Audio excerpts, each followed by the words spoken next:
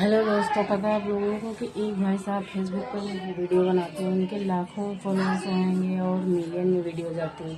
तो वो भाई साहब बोल रहे थे अभी कि मतलब कि फेसबुक और इंस्टाग्राम की आईडी दोनों ही ज्वाइंट करके रखिए। जो है एक वीडियो एक पे डालोगी इंस्टाग्राम पे या तो वो दोनों पे ही जाएगी।